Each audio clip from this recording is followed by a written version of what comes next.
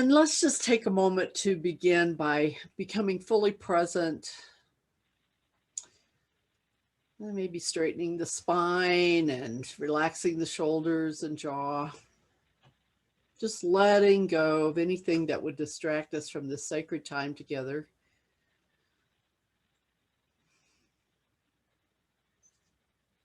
And feeling gratitude in our heart that despite any appearances to the contrary, there is right now happening, beginning with each one of us, healing of the political division in the United States, a vision of racial justice, equality, healing of white supremacy throughout the world, and total eradication of the COVID-19 virus. Just feel gratitude for the ability to be in don't know mind. We don't know how this is happening. We don't know what to do or whatever, but that divine nature of each and every one of us does. And our divine nature that we call by many names is doing its mighty work in us, through us, as us, each and every one of us individually. And I give thanks that it is so, and so it is. Amen. So welcome to Unity Santa Fe, where we come together on Sunday mornings and during the week in our wonderful cyber sanctuary to support, nourish, and inspire each other and one another to really live these principles that we teach, these universal truth principles, the perennial philosophy, if you will, and how, as we do so, we just bless our lives beyond measure. We open ourselves to more abundant prosperity and more meaning in our life. So today's message, the Tao of Relating, will support you in seeing how your perception gives your life all the meaning it has for you. And this is the third in a 5-message series based on Rev Dr Gary Simmons' book, The Eye of the Storm. So I know that to the extent that you and I put feet on this message and the music and the meditation, the whole consciousness of this community, that we are more fully living our vision, mission, and core values, which I invite you to affirm together, even though you're muted, with great zeal and enthusiasm. So Unity Santa Fe is a welcoming interspiritual community that celebrates the oneness and divinity of all creation. Yes, our mission is to raise consciousness, transform lives, heal the planet, one person at a time, beginning with me, beginning with you. And our Unity Santa Fe core values are God first, awareness, joy, love, appreciation, and humble surrender. So I invite us to just feel the energy of that vision, mission, and those core values, and allow that energy to radiate out from us, knowing that these are wonderful, almost like standards of integrity to live in our lives and to make a difference. And just imagine the difference in your life and the difference in people's response to you as you live this vision, mission, and these core values. Yay, you. Yay, us.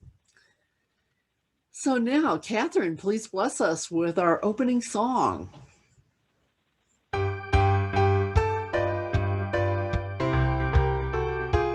Somebody prayed for me, had me on their mind, took the time and prayed for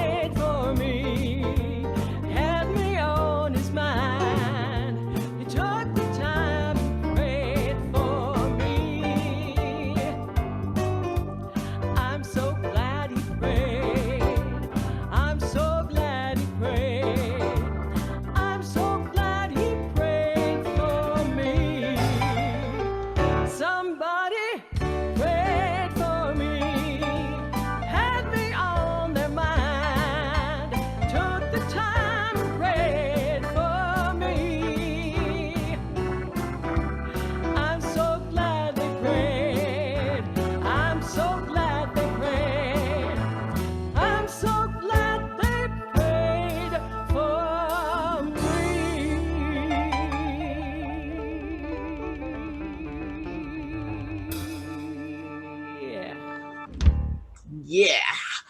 Wow. Thank you. Thank you. Ms. Catherine Donovan. Surely the presence is in this place, and in all places, and in all creation.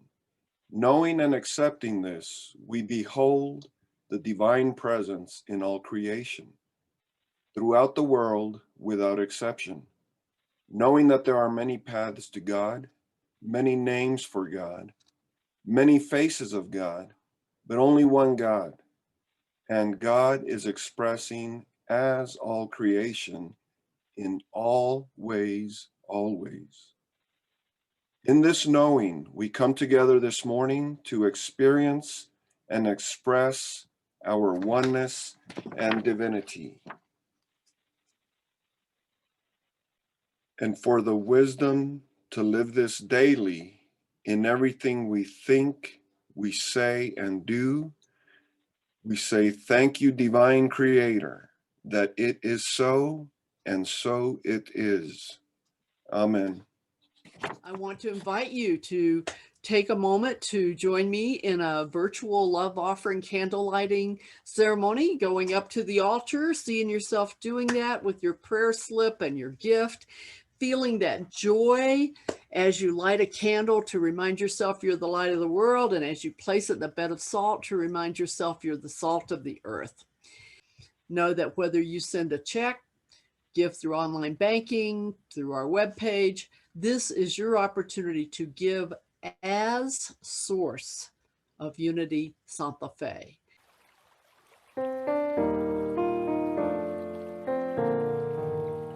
When I give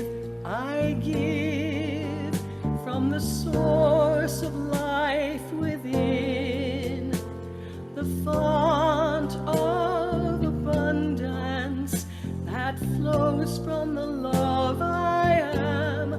I am blessed, I am grateful, I am prosperity. So I give as source in the spirit of unity. When I give from the source of life within, the font of abundance that flows from the love I am. I am blessed, I am grateful, I am prosperity. So I give as source in the spirit of unity. Yes, I give as source in the spirit of unity.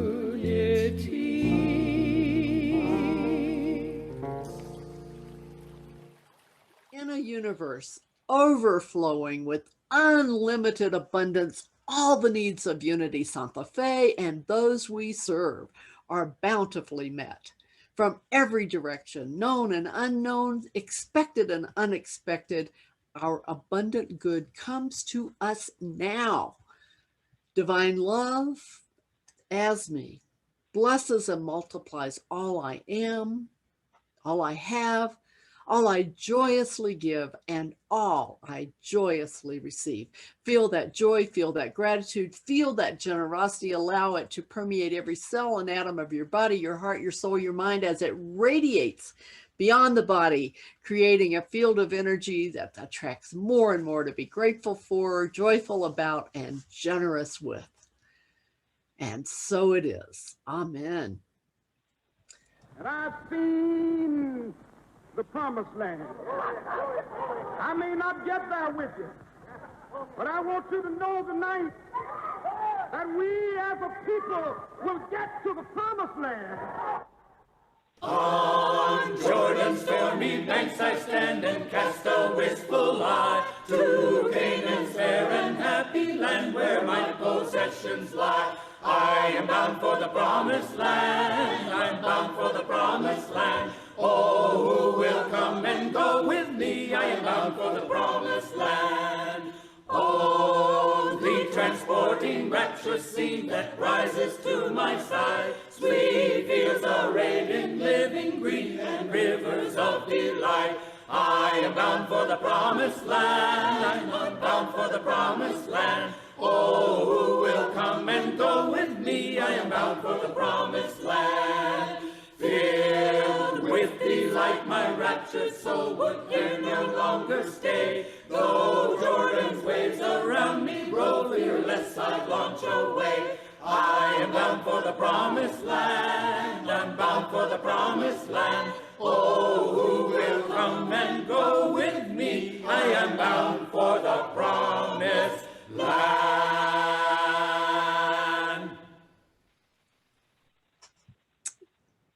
Wow. Wonderful. Wonderful, wonderful. Okay, so it seems there were three guys that had applied to be detectives, and they were being interviewed. And the final step was with the chief inspector. And he said to them, "So you want to be detectives, eh? Well, the first skill you need is perception. So let's see how you guys do with this." So he calls them into the office one by one, and the first guy goes in and he's shown a picture of a recently captured criminal. Tattooed face, large scars. He's quite recognizable. And the inspector says, "Take a close look, and I want you to memorize and remember all the features that will help you identify this man in a crowd." So after a minute, the first man is done, and he turns the picture over and says, the inspector turns the picture over and says, "Well, go on, describe him to me."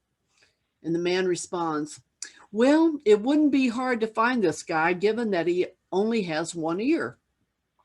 And the inspector stares blankly, turns the picture over and says, "What sort of moron are you? This is a side profile of the man. Don't tell me you thought, oh, just go. Stop wasting my time."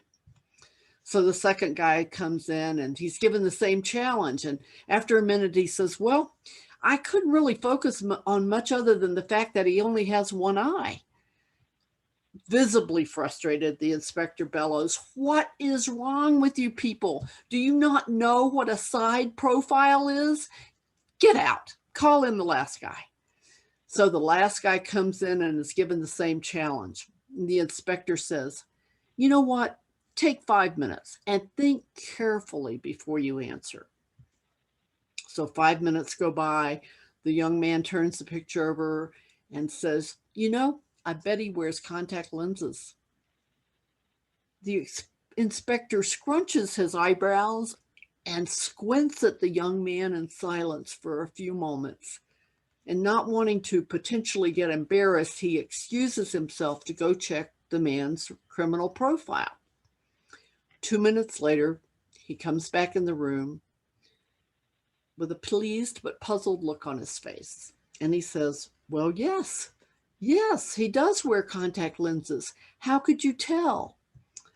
Visibly delighted with himself, the young man beams with a smile. "Oh, it took a while to think of it, but there's no way he could wear glasses with only one eye and one ear." So perception is not always the facts. So perception is the screen, the filter through which we see ourselves, others, the world, and all of life. Our perception is formed by everything we are genetically. It's formed by our culture, our race, our ethnicity, our financial situation that we're brought up in, it's our gender, and every single thing we have ever experienced in our lives. Our perception operates unconsciously through our subconscious structures of knowing. Therefore, our perception gives everything all the meaning it has for us. Our perception is the reason we struggle with the concept of no one or no thing being against us. Our perception clouds our wholeness and is the reason for our sense of separation. Our perception is at the root of every conflict we have ever experienced, and our perception has been guiding the light or darkness in every relationship we've ever had. Whew, that's big. So the purpose of my message today is to support you in seeing how your perception gives your life all the meaning it has for you, and how your perception affects the way in which you relate to everyone, including yourself and the world. Thus the title, The Tao of Relating, the Tao, the path, the way in which you relate. And the human condition is we see things, we want to set things right because we see them as not being right. We see them as being wrong. And we see them through the eyes of our human perception. The spiritual solution is seeing things right through the eyes of our divine nature. So, the Eye of the Storm book, this message series, and our soul circles are giving us practical day-to-day reality-based tools for facing the challenges, temptations, and difficulties that distract us from our divine purpose, as they support us in remembering and realigning ourselves with who we are and who we came here to be. So today's message is focusing on 3 chapters, chapters 5, 6, and 7 of The Eye of the Storm. Chapter 5 is the 4 winds of conflict. Chapter 6 is communion. And chapter 7 is see it right versus set it right. So let's look at these 4 winds of conflict. Gary points out that conflict in our lives is evidence of not being fully present or authentic in a particular situation or relationship. Not being fully present or authentic in a particular situation. And I like to think of the way I'm authentic is when I'm coming from my wholeness, not my brokenness, but my wholeness. So the 4 winds or conditions that Gary says supports the storm of conflict are separation, misperception, competition, and defensiveness. So separation supports conflict because in our belief and our sense of being separate, we aren't able to experience our oneness. We're unable to experience our oneness with all that is, our oneness by the isness that you may call by many different names. So separation supports conflict. It keeps us from experiencing our divine nature and the divine nature of others, the divine nature of all of life, that sense of separation. It really ties in with our Unity Santa Fe vision, which is that we are a welcoming interspiritual community that celebrates the oneness and divinity of all creation. And we can only feel separate if we're not centered in our oneness and our knowing of our divinity. The second wind of conflict is misperception. So misperception feeds conflict because our capacity to accurately read a situation is influenced by how we see things. That's often called our structures of knowing. It's influenced by how we hear what is being said and how we feel about ourselves, our self-worth. And as I mentioned in the opening, that perception is the root of every conflict we've ever experienced and has been the guiding light or darkness in every relationship we've ever had. So that misperception feeds conflict. The third wind of change is competition. And competition fuels conflict because what we want, need, and value gets in the way of what someone else needs, wants, and values. If we're not able to take our differences into consideration, we get into this competitiveness to make sure that we get what we need, want, and value, and to heck with anybody else. We don't even think of it. We don't even realize that they have different needs, wants than we do, and values.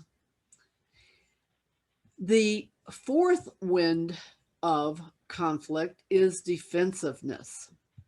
And defensiveness holds relationships hostage to fears and suspicions, because that defensive energy that we radiate engenders defensiveness in others. It is like a tuning fork. As we radiate out defensiveness, other people just mirror it right back to us as they sense a potential threat to their well-being. A Course in Miracles says, "In my defenselessness, my safety lies." Isn't that beautiful?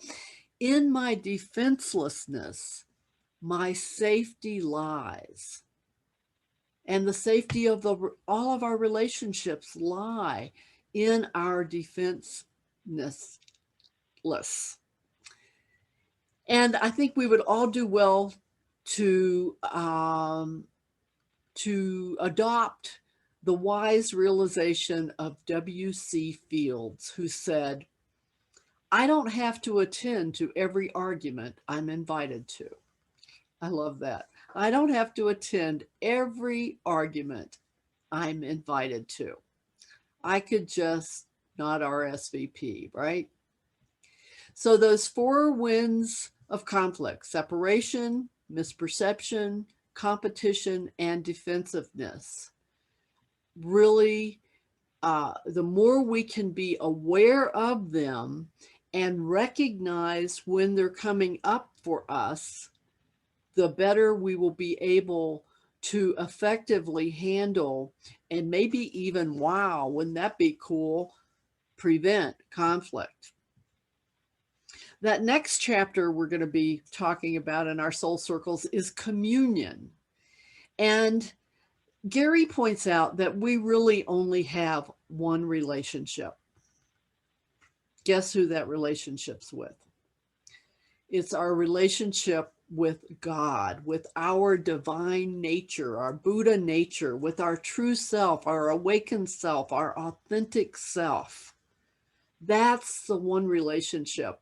And I remember years ago, I wrote, with God as my perfect spiritual partner, all my relationships are holy. So once I have that one relationship, all my other relationships are going to be reflective of that one sacred relationship.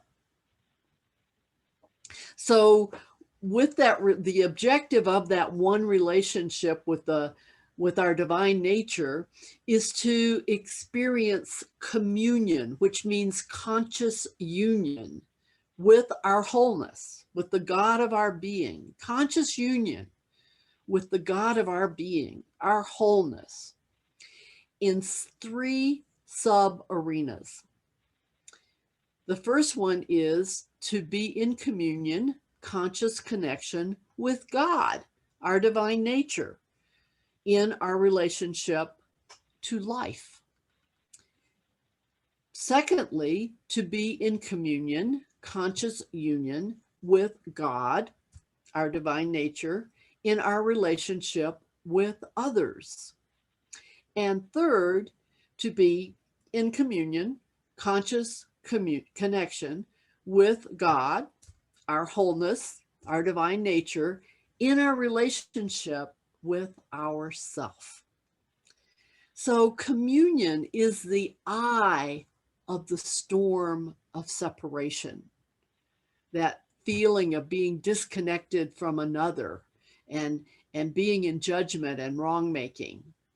And that storm of separation is usually due to those four winds of conflict, that happen, that separation, misperception, competition, defensiveness. And they're usually due to miscommunication, misperception, or non-communication. So when someone judges you, it is very important to realize it's not about you. If you think it's about you, you will feel defensive. It's about what's missing for the other person. It's about what they need, or something you did, didn't do, said, or didn't say that pushed a button in the other person that you didn't install. And if you find yourself being judgmental and defensive, it's not about the other person. It's about you, it's your own judgments that are about you, not the judgments of other people. And if somebody is able to push a button, if you can just realize that they didn't install that button was installed sometime sooner in your life, sometime earlier in your life. And so that is about what's missing for you. You know, what's missing in your situation? I had a situation last week where I realized I started feeling defensive because I perceived I was being criticized. Well, guess what? I wouldn't have been defensive if I'd have been in my wholeness. I wouldn't have taken offense. I wouldn't have felt a lack of confidence or anything else if I had been centered in my wholeness. So this is a way to realize that judgments aren't against us. They are for us. They are an opportunity for you and for me to be a connecting link between our wholeness and the other person or situation. They are an opportunity for us to fill in the gaps, to repair the breakdown, to discover what's missing for the other person. And how about what's missing for us, so that we can effectively communicate? They're an opportunity for us to effectively communicate. You know, one of the things that's almost as bad as realizing that no one or no thing is against us is a concept I learned in neuro-linguistic programming, NLP. And it is, hold your breath, maybe take a deep breath for this one. The meaning of your communication is the response you get. The meaning of my communication is the response I get. Might want to put that one on a little sticky and post it somewhere. And I love, related to this topic from A Course in Miracles again, those who see themselves as whole make no demands. Those who see themselves as whole make no demands. So when I'm in my wholeness, when I am focused and centered in my wholeness, I don't make any demands of you, because I'm already complete and whole in myself. the third chapter we're looking at is see it right versus make it right. So this is about realizing that everything you see or notice about yourself and your situation is viewed not only through the lens of your perception, but very much embedded in that is the lens of your self-worth, how you perceive yourself. So perceiving an adversary is a misperception, because if we're centered in our wholeness, we know that no one or no thing is against us. And we don't give power to these perceptions. We acknowledge them. We might even have a curiosity about, I wonder where that perception came from. And being willing to sit in the question and let your divine nature reveal to you an insight that will help you to understand, oh, that's where that button got installed. That's where that perception came from. It's not about making it wrong. It's about being able to see its origins. So when we have gaps in our awareness of God's presence, then that supports fear and mistrust. If we're not aware of God's presence in every situation, that would be our wholeness in every situation, and in our oneness in every situation, then that's where fear and mistrust come from. So seeing things right is about seeing life as it really is, through the eyes of wholeness, allowing the very spirit of the living God, allowing ourselves to see through those eyes, the eyes of our total wholeness and oneness. And so you might ask yourself, what do I need? What inner quality of resource is missing for me right now, that if I had it and I tap back into it, would permit me to be present to the situation without needing to be right or to make the other person wrong? So in that situation last week, I was so grateful because of being in the midst of studying this book that I was able to see, oh, I'm missing confidence right now. That's what's missing for me. That's what I need to tap into, is my confidence, my self-confidence, my self-worth. So it could be as simple as connecting to that your own sense of self-worth and wholeness. Now, if somebody called you a red bus, how would you react? And if you ask whether your headlights are on, we need a private counseling session, okay? If someone called me a red bus, I wouldn't take it personally because I know I'm not a red bus, okay? So it's the meaning I give the situation or the person or what they've said that makes them the enemy. It's not the situation or the person, it's the meaning I give it. So somebody tells me a red bus, I just think, wow, I don't know what their problem is, but I don't take it personally, okay? Now, if somebody said, you weren't nice, I might start going, oh, and that would type into those times I haven't been nice in my life. And then I would probably get defensive. So what's very important is to apply truth principles in our interpretation of challenging situations so that we can respond to situations in the context of truth principles. I've done this in the past where somebody's really being pretty negative about something that's going on.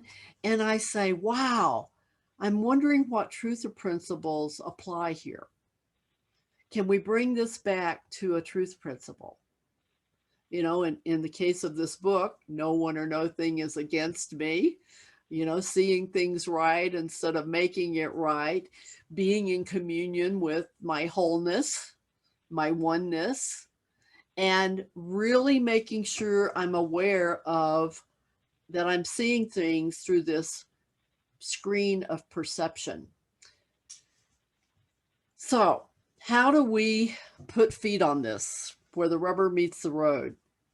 Well, it really is about faith and love. So when we go into prayer and meditation, it's about being open to seeing the situation through the eyes of our wholeness, through the eyes of God, to be able to say, okay, God, I know you're in there somewhere. You know, it's like the little boy and the pony, right?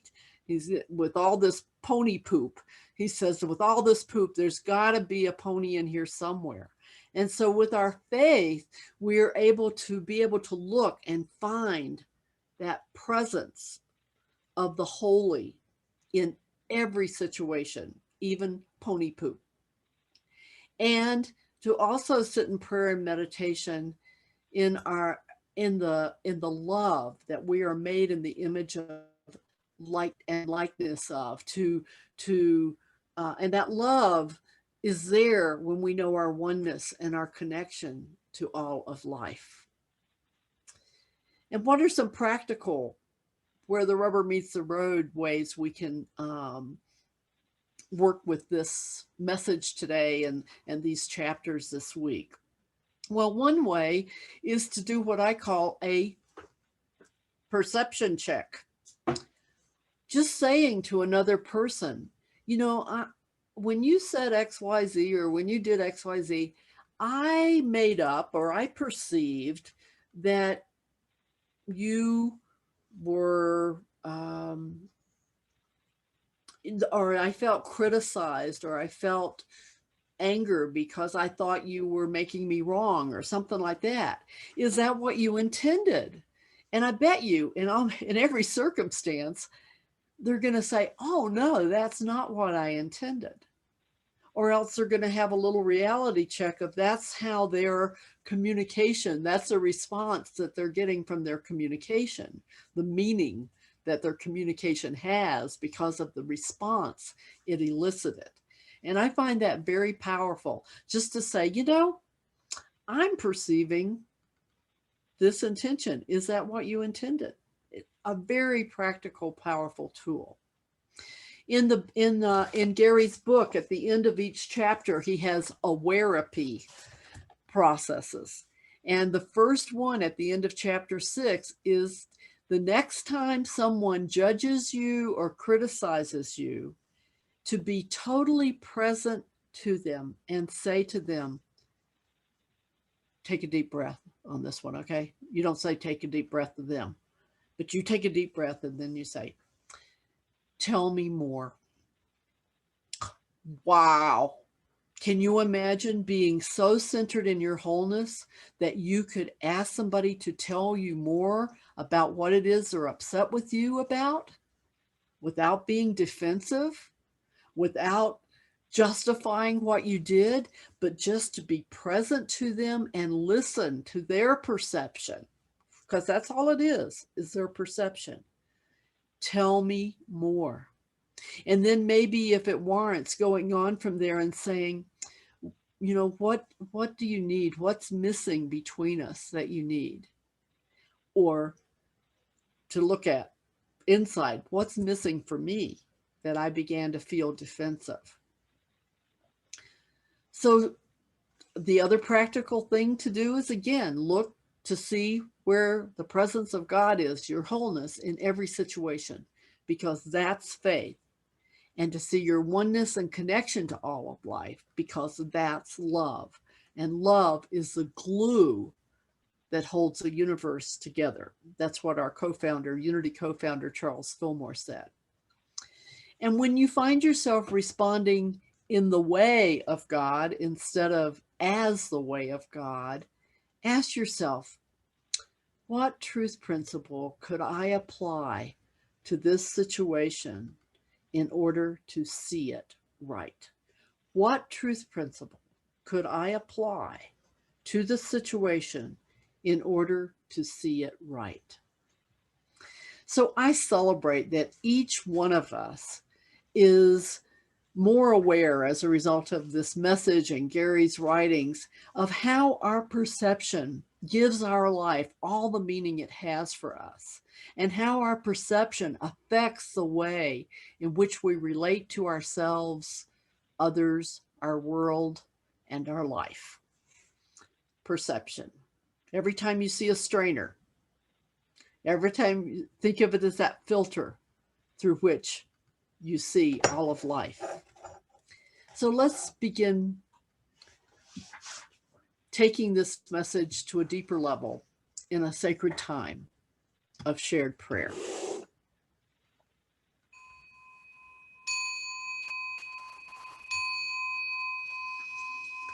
So I invite us to just take a moment to stretch up, to straighten the spine, relax the shoulders, relax the jaw,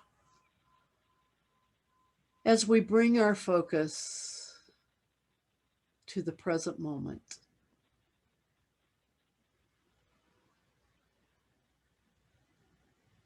Being aware of what we're seeing, hearing, feeling. Perhaps it's just the movement of the breath.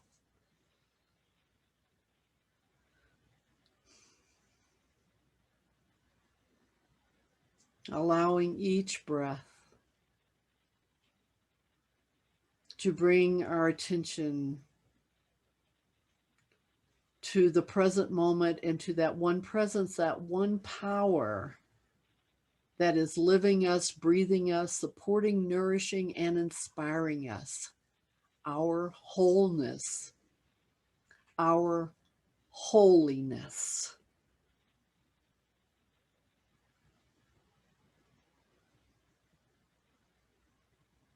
I invite us all to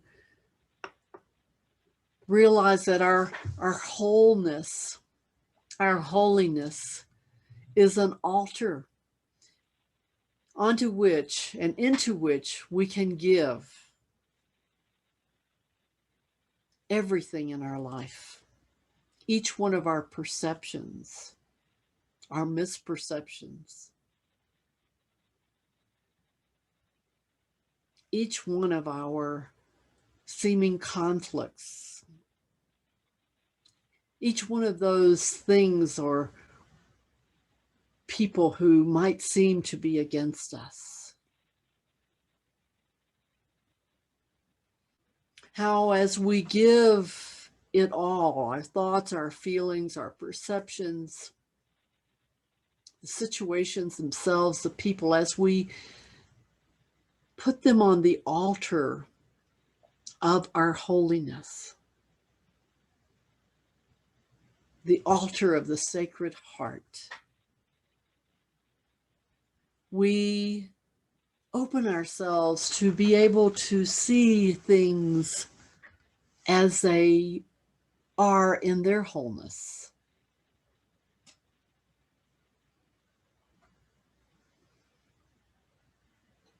We are able to quit trying to figure things out and be in don't know mind.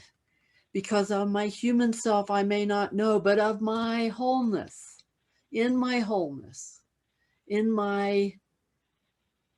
Godness, in my goodness, in my holiness, I know everything I need to know. I know what to do, when to do it, how to do it, what to say, when to say it, how to say it, when to keep my mouth shut. My holiness knows all of that. In this holiness, I see how my perceptions are affecting the way I see things and affecting the way I relate. In my holiness, I am able to see things right through the eyes of that holiness. So I invite us all to take several minutes in the silence to be totally present as the holiness that we truly are, and to allow the whole spirit of the divine to reveal to us what needs to be revealed so that what needs to be healed may be revealed. And let's do that together in the silence.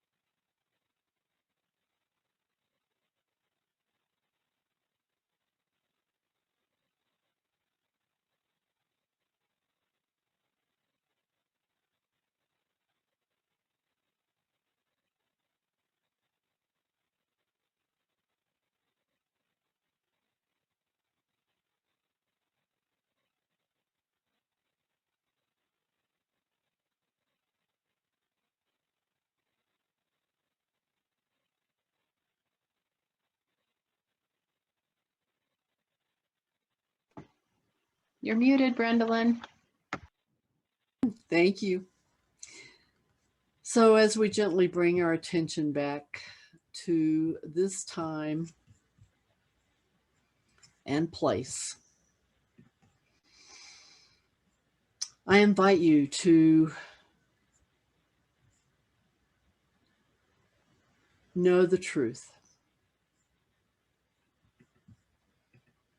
of your wholeness, your holiness, and say, "Thank you, divine wholeness, I am, for revealing and healing my perceptions, and knowing in the words of Catherine Donovan's song, in my oneness, I am healed.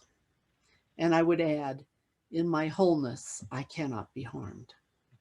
Thank you, divine wholeness, divine oneness. Thank you, thank you, thank you, that it is so and so it is. Amen. Oh Lord, prepare me to be a sanctuary, pure and holy, tried and true. Oh, with thanksgiving, I'll be a living sanctuary for you. Oh Lord, prepare me a sanctuary, pure and holy, tried and true. Oh, with thanksgiving, I'll be a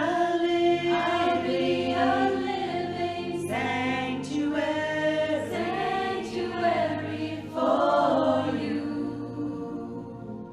Oh Lord, prepare me a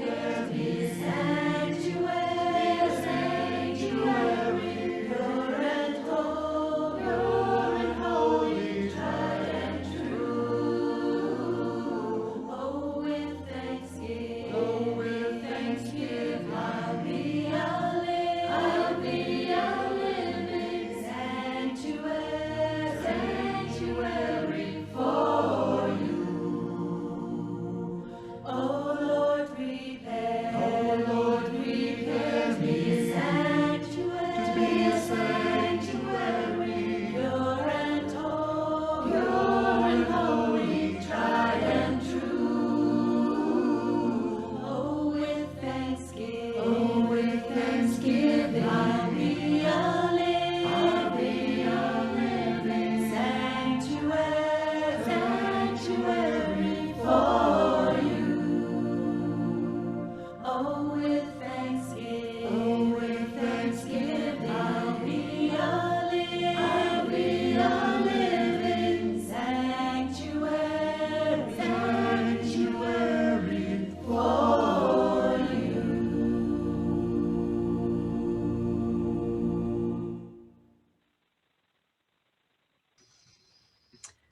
Wow, that's another great how-to be a sanctuary, a living sanctuary, where no one or nothing is against us, where there is no conflict. So, wow, where we see things right. So I want to welcome anyone who's in our cyber sanctuary for the very first time. Thank you, thank you, thank you for being part of our service today. And I invite you to send an email to communications@unitysantafe.org if you'd like to be on our mailing list so you don't miss anything that's going on in our cyber sanctuary. And I'd love for you to get in contact with me so we could get to know each other over the phone or Zoom. So welcome, welcome, welcome.